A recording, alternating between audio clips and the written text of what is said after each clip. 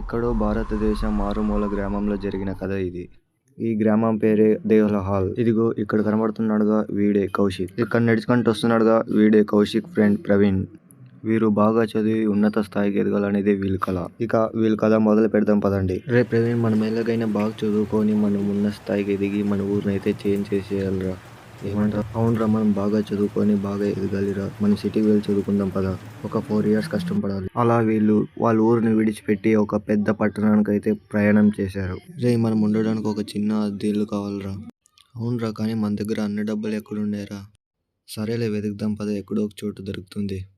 అలా చాలా రోజులు వెతికిన తర్వాత పట్టణం చివరిన ఒక చిన్న ఇండ్లు దొరికింది. చూడు బాబు, ఈ ఇల్లు చాలా రోజుల నుండి ఖాళీగా ఉంది. నీకు ఇక్కడ వచ్చిన పాత వాళ్ళందరూ చాలా త్వరగా వెళ్ళిపోయారు. నీకు కావాలా వద్దా? సరే అంకుల్, మేమైతే ఇక్కడ ఉంటాం. నేను మా ఫ్రెండ్ ఇక్కడైతే ఉంటాం. రే కౌశిక్, అద్దె అనుమానాస్పదంగా ఉందిరా. వీళ్ళు డబ్బు ఆదా చేసుకోవాలనుకొని ఆయన మాటలు ఏం పట్టించుకోలేదు. అలాంటివి ఏముండవురా, మనం దయ్యాలకి భూతాలకు భయపడడానికి చిన్న పిల్లల. అలా వాళ్ళు ఇండ్లు మొత్తాన్ని క్లీన్ చేసుకొని ఇంట్లోకి అయితే వెళ్తారు. మొదటి రోజు బాగానే నడిచింది, కానీ రాత్రి కథ మొత్తం వేరే అయింది.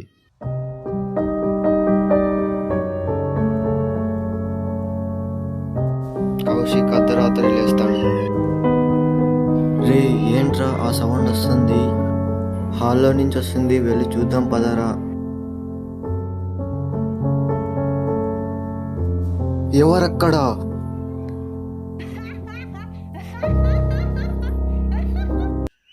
జరిగిన వింత విషయాలకి ఆ రోజు పొద్దున్నే ఇంటి యజమానిని పిలుస్తారు.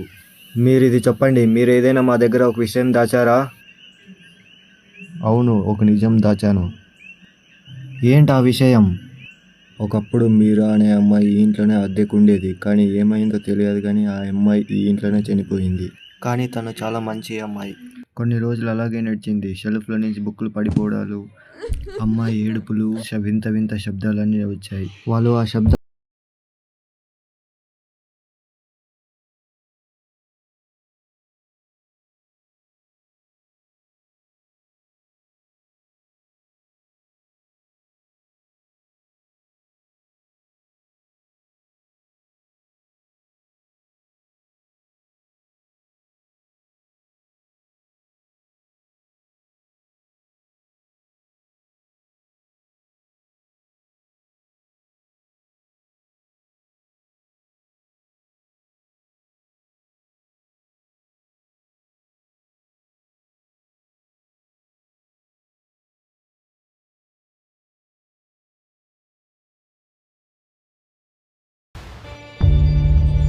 రే ఇదేంట్రా, ఒక ఫోటో మీద ఇంటూ మార్క్ వేసింది.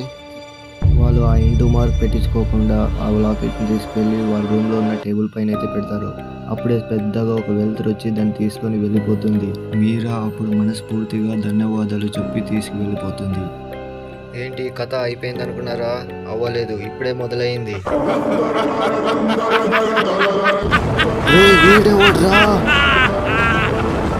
నా లాకెట్ తనకెందుకు ఇచ్చారా?